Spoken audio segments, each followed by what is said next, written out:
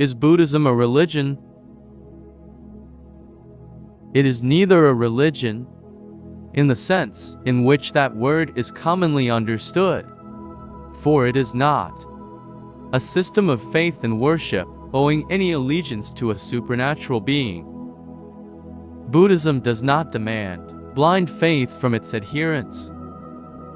Here mere belief is dethroned and is substituted by confidence based on knowledge, which, in Pāli, is known as saddha. The confidence placed by a follower on the Buddha is like that of a sick person in a noted physician or a student in his teacher. A Buddhist seeks refuge in the Buddha because it was he who discovered the path of deliverance.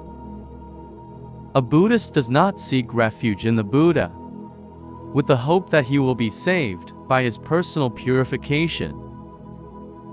The Buddha gives no such guarantee.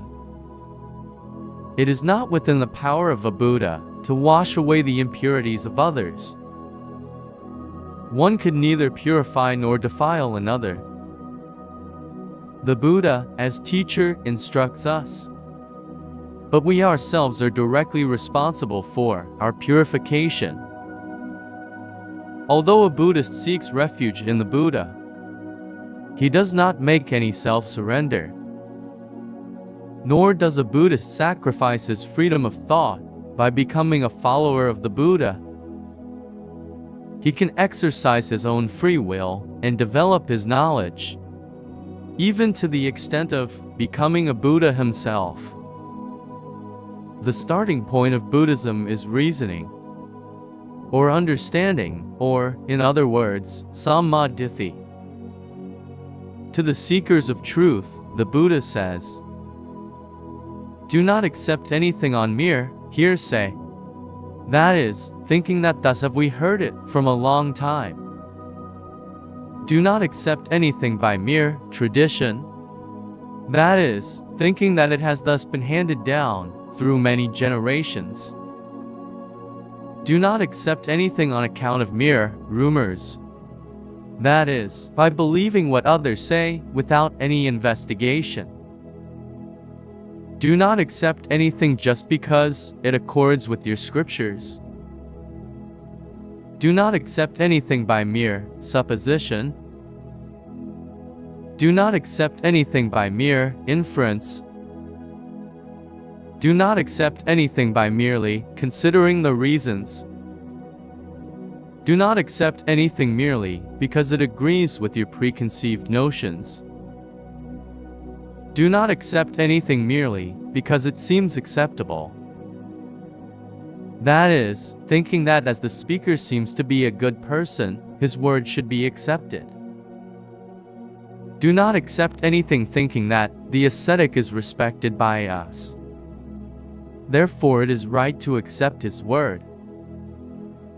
But when you know for yourselves, these things are immoral, these things are blameworthy, these things are censured by the wise, these things, when performed and undertaken, conduce to ruin and sorrow, then indeed do you reject them.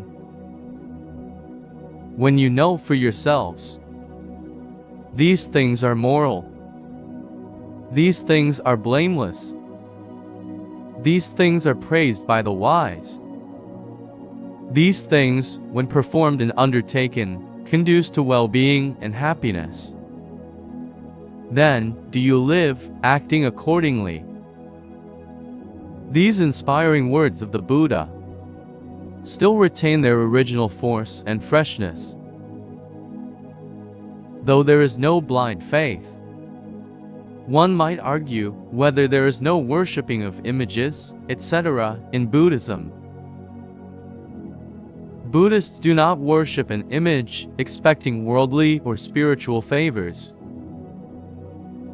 but pay their reverence to what it represents.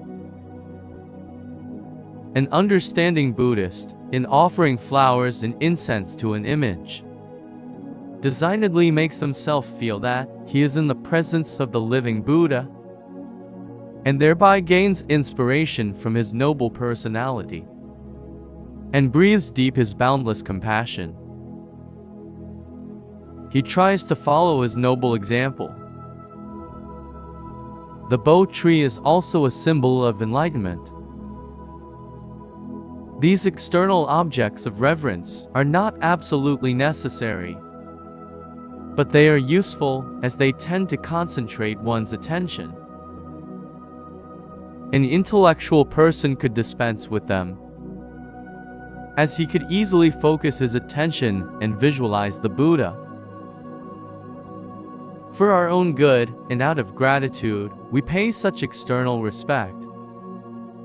But what the Buddha expects from his disciples is not so much obeisance as the actual observance of his teachings. The Buddha says, "He honors me best who practices my teaching best. He who sees the Dhamma sees me." With regard to images, however, Count Kaiserling remarks, "I see nothing more grand in this world than the image of the Buddha. It is an absolutely perfect embodiment of spirituality in the visible domain." Furthermore, it must be mentioned that there are no petitional or intercessory prayers in Buddhism. However much we may pray to the Buddha, we cannot be saved. The Buddha does not grant favors to those who pray to him. Instead of petitional prayers, there is meditation that leads to self-control, purification, and enlightenment. Meditation is neither a silent reverie nor keeping the mind blank. It is an active striving. It serves as a tonic, both to the heart and the mind.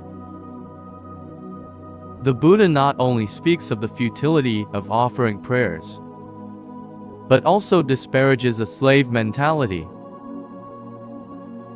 A Buddhist should not pray to be saved, but should rely on himself and win his freedom. Prayers take the character of private communications, selfish bargaining with God. It seeks for objects of earthly ambitions and inflames the sense of self. Meditation, on the other hand, is self-change. Sri Radhakrishnan. In Buddhism, there is not, as in most other religions, an almighty God to be obeyed and feared. The Buddha does not believe in a cosmic potentate, omniscient and omnipresent. In Buddhism, there are no divine revelations or divine messengers. A Buddhist is, therefore, not subservient to any higher supernatural power, which controls his destinies and which arbitrarily rewards and punishes. Since Buddhists do not believe in revelations of a divine being, Buddhism does not claim the monopoly of truth and does not condemn any other religion. But Buddhism recognizes the infinite latent possibilities of man and teaches that man can gain deliverance from suffering by his own efforts, independent of divine help or mediating priests. Buddhism cannot, therefore, strictly be called a religion, because it is neither a system of faith and worship, nor the outward act or form by which men indicate their recognition of the existence of a god or gods, having power over their own destiny, to whom obedience, service, and honor are due. If by religion is meant a teaching which takes a view of life that is more than superficial, a teaching which looks into life and not merely at it, a teaching which furnishes men with a guide to conduct that is in accord with this its in look, a teaching which enables those who give it heed to face life with fortitude and death with serenity. Bhikkhu Silachara, or a system to get rid of the ills of life, then it is certainly a religion of religions.